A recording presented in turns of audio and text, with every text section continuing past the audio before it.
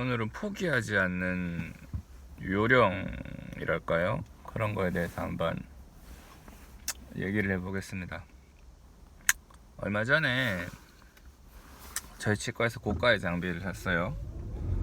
고가의 장비를 샀습니다. 이거는 인상 뜨는, 우리가 이제 치과에서 뭐 치료를 하고 난 다음에 뭐 이빨을 뭐 삭제를 했으면 본을 떠서 기공물이 나올 때까지 시간이 조금 걸리죠. 환자분들은 그 사이 동안 좀 시리고, 그래서 우리가 임시 치아를 깎아줍니다.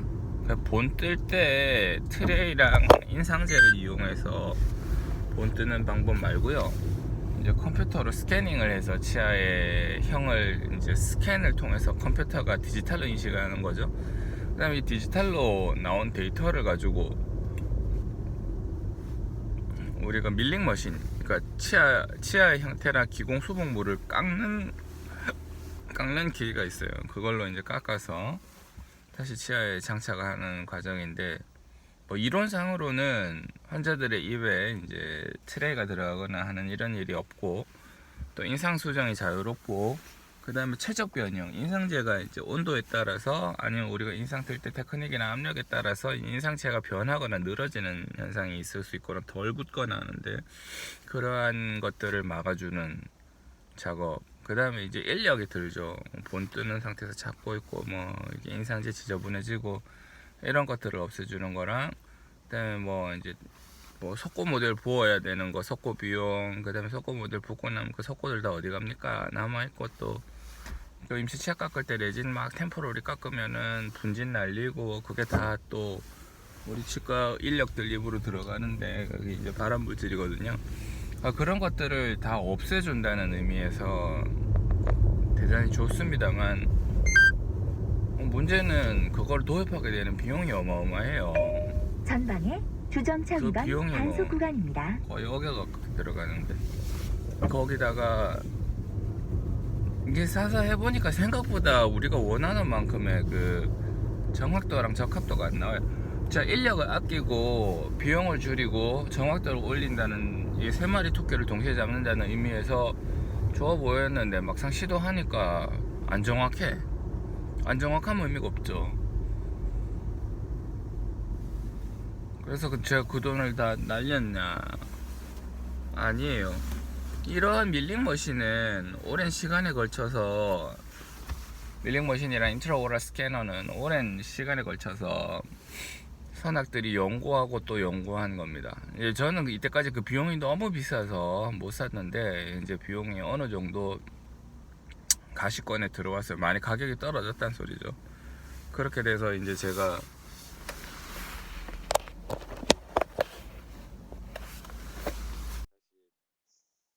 쓰고 있습니다.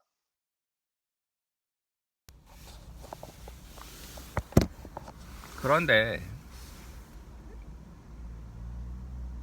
솔직히 안 정확해서 못 쓰니까는 애물단지가 돼버린 거예요. 돈 날렸다는 생각이 드는 것도 이제 조금 있습니다만, 그렇지 않죠. 돈 날린 게 아니라, 애를 출산하기 전에는 반드시 산통을 겪죠. 산모가 어떤 일이 되기 전에는 반드시 고통을 겪습니다. 그러니까 이게 지금 정확하지 않은 거는, 이 컴퓨터 프로그램으로 제가 디자인을 해서 이러한 모양의 크라운을 만들 거야, 뭐는 얼마를 주고, 이런 게 있어야 되는데, 제가 그런 거를 하지 않는 거예요. 그런 걸 제대로 못 하는 거예요. 하지 않는 게 아니라, 인트라오럴 스캐너로 인상을 뜨면 이게 정확하게 나와야 되는데, 이게 우리가 테크닉이 부족한 것도 있습니다. 그래서 이게 안착이 되기까지, 이런 시스템이 안착이 되기까지 시간이 걸려요. 그러니까 이거를 내가 돈 날렸다, 1억 원에 가까운 돈을 날렸구나, 이렇게 생각하면 안 되고, 이거 아니면 길이 없다. 그러니까 우리는 이거를 반드시 우리 손에 맞게 개선할 것이다, 이런 마인드가 필요합니다.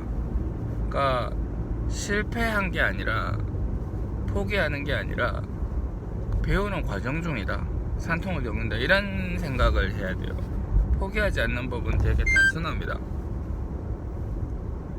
산통이 있다, 러닝커브가 있다, 배움을 통한 고통이 있다, 요 세 개를 인정하는 거예요. 그렇게 되면 포기하지 않게 됩니다. 이게 당연히 있는 거예요. 근데 실제로 그렇습니다. 우리가 새로 도입하는 모든 것들에는 고통이 있습니다. 그러니까 그 고통이 싫어서 포기하는 거잖아요. 그렇지 않지. 결국 그렇게 빨리 나올 일이 없죠. 우리가 처음에 자동차 운전을 배울 때 좌충우돌입니다. 뭐 차를 갖고 뭐 벽에 갖다 박기도 하고 남의 차 찍기도 하고 후진하다가 전봇대 들이받기도 하고 차 긁기도 하고 그렇죠. 사람들이 왜 그럼에도 불구하고 운전을 할까요? 처음에 그러한 과정이 있다는 걸 알기 때문에요. 아예 운전에 그런 것이 너무 무서워서 운전대를 못 잡는 사람도 있는가 하면 뭐 소수지만 있죠. 그렇지만 대부분의 사람들은 그럼에도 불구하고 운전을 합니다. 그러한 고통을 인정하는 거예요. 야, 그럼 너 대한민국에서 운전 안 하고 살 거야? 아니, 운전해야지. 그래, 참습니다.